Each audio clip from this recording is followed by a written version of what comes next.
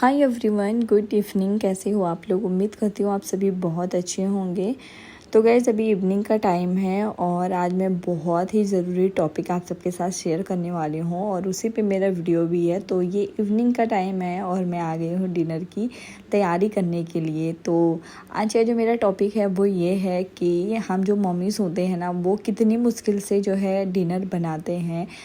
Lunch वगैरह तो husband लोग देख लेते हैं या कोई भी फैमिली में होता है देख लेता है, लेकिन डिनर के टाइम में हर कोई बिज़ी रहता है और बच्चों के साथ में डिनर बनाना कितना ज़्यादा मुश्किल होता है। तो आज मैंने डिसाइड किया था कि मैं बनाऊंगी लौकी का कोफ्ता, जो मेरे हस्बैंड को काफ़ी ज़्यादा पसंद है और उन्होंने ही लाया था लौकी। तो मैंने सोचा चलो इसका कोफ्ता बनाती हूँ।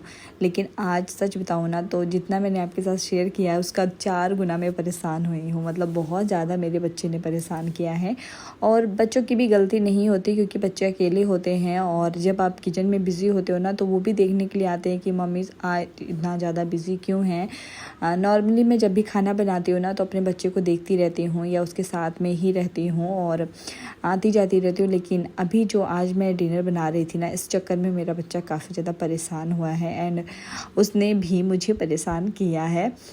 तो जितने टाइम में मैंने लौकी को छिला है, कद्दूकस किया है, उसका ये कोफ्ता बनाया है, उतने टाइम में वो 2 बार पॉटी गया है और उसने किया नहीं है, बस उसने मुझे दौड़ाया है और बार बार लेके जाना चाह रहा था। लेकिन मैंने उसको डांट के भगाया कि अब मैं नहीं जाऊंगी, अगर आप मुझे दोबारा लेके गए तो फिर मैं आपकी पिट्टी करूंगी और वॉशरूम में बंद करूंगी।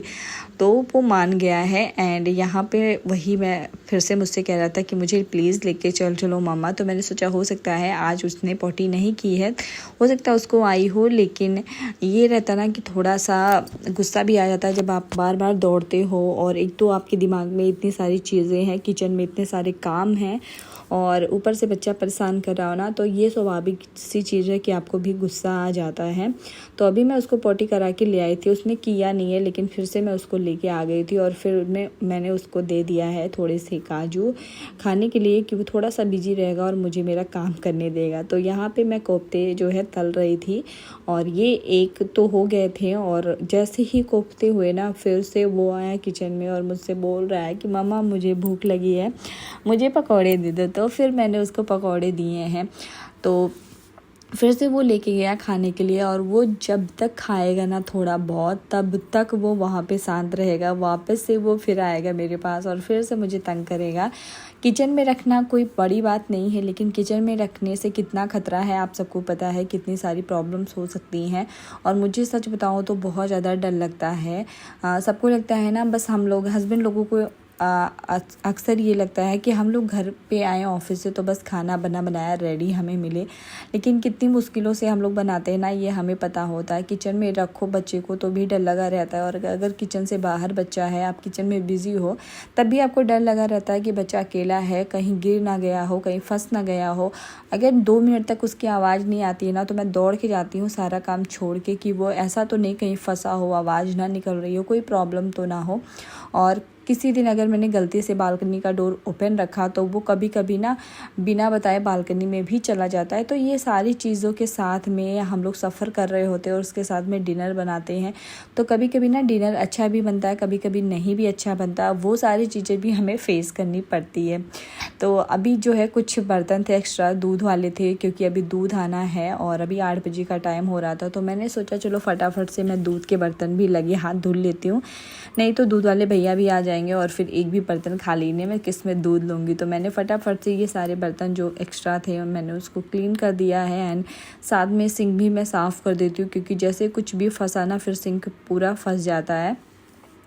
उसको मैं खाली जैसे ही साफ़ करके आया, उसको पकौड़े की स्मेल आई और वो दौड़ के आया कि मुझे पकौड़े चाहिए। तो उसने फिर पकौड़े ले जाके खाया है और उसको काफ़ी ज़्यादा ये पकौड़े यम्मी लगे थे। तो उसको मैंने मतलब थोड़े से पकौड़े दे दिए थे, सारे नहीं दिए थे, मैंने भी खाए थे और उसको भी मैंने दिया था। तो अब मैं आ गई हूँ उसको दे के यहाँ पे कढ़ी की तैयारी करने के लिए। तो आज जो है लौकी को कोफ्ते बन रहे हैं ना, तो उसमें टाइम भी काफ़ी ज़्यादा लगता है, मेहनत भी काफ़ी ज़्यादा लगता है। तो मैंने यहाँ पे जो है प्याज और लहसुन मिर्ची का अच्छे से दरदरा सा चॉप कर लिया था इसको, और उसके बाद मैंने इसमें टमाटर भी चॉप करके डाल दिया, क्योंकि मैं बता रही हूँ ना मुझे बहुत ज़्यादा जल्दी हो रही थी, बहुत हड़बड़ी में बना रही थी, इसीलिए मैं फटाफट से सारी चीज़ें डाल दे रही थी। उसके बाद मैंने उसमें नमक डाल दिया कि थोड़ा सा ये आराम से पकेगा। और जब मैं आई मसालों की तरफ ना, मेरी तो हालत ख़राब हो गई। हल्दी भी ख़त्म था, धनिया भी ख़त्म था, तो मैंने फिर फटाफट से इसको खाली किया। और अभी बिल्कुल भी मेरे पास टाइम नहीं था कि मैं इसको खाली करके धुल के उसके बाद रखूँ, तो मैंने इसीलिए सोचा कि इसमें रख देती हूँ और बाद में मैं कभी खाली करके साफ़ कर दूँगी। वैसे जब भी मेरा कोई भी मसाला या फिर चीनी वगैरह ख़त्म होता है ना, तो पहले उसको मैं धुल लेती हूँ और उसके बाद में मैं फिर से नया कोई पैकेट यूज़ करती हूँ। तो अभी मेरे पास टाइम नहीं था, इसलिए मैंने ऐसा नहीं किया है। आप देख सकते हो ना, सारे मसाले खाली हो गए। मुझको सारे मसाले ही फिल करने हैं, लेकिन अभी मैं नहीं करूँगी, मैं इन सब चीज़ों को आराम से करूँगी। तो आज मुझे बूंदी का रायता भी बनाना था। मैं बूंदी लेके आई थी इस बार ग्रोसरी में, मुझे बड़ा मन हो रहा था बूंदी का रायता खाने का, और अक्सर ही बिरयानी के साथ में और तहरी के साथ में अच्छा लगता है बूंदी का रायता, तो इसलिए मैं लेके आई थी। लेकिन मैंने सोचा कि जब तहरी बनेगी तब देखा जाएगा, अभी फ़िलहाल आज मैं बनाती हूँ। तो घर में दही भी रखा था, फिर इसीलिए मैंने बूंदी को निकाला है। अगर मैं इसको नहीं निकाल के बाहर रखती ना तो फिर मैं भूल जाती, इसलिए मैंने इसको बाहर ही निकाल के रख दिया है। तो यहाँ पे ना मैं मसाले डाल दी हूँ सारे, और ये अच्छे से भून लूँगी। उसके बाद इसमें थोड़ा सा पानी डाल के अच्छे से मैं इसको पकाऊँगी, करीबन 3-4 मिनट तक मैं इसको पकाऊँगी, क्योंकि इसमें ना अगर मसाले हल्के से भी कच्चे रहे ना तो मुझे बड़ा बेकार लगता है कोफ्ता वगैरह।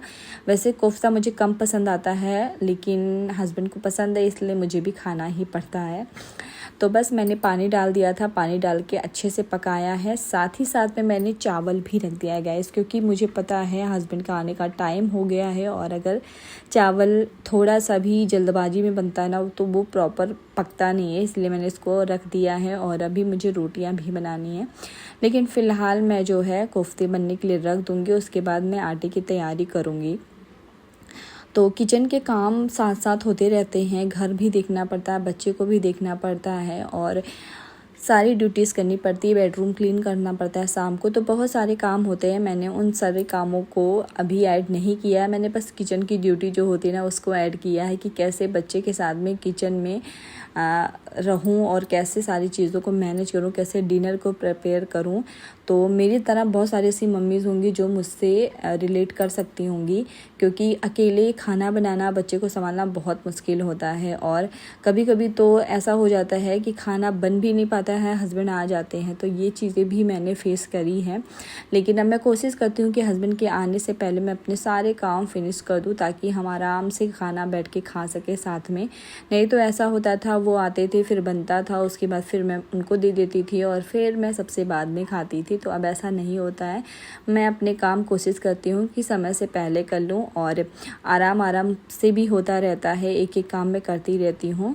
तो उम्मीद करती हूँ आज का जो मेरा ब्लॉग था, जो मेरा मोटिव था, वो आपको समझ में आया हो और मेरा ब्लॉग भी अच्छा लगा हो। अगर अच्छा लगा हो तो एक लाइक करिएगा, और अगर आप भी मेरी तरह मम्मी है तो प्लीज़ मेरे को चैनल को सब्सक्राइब करिए।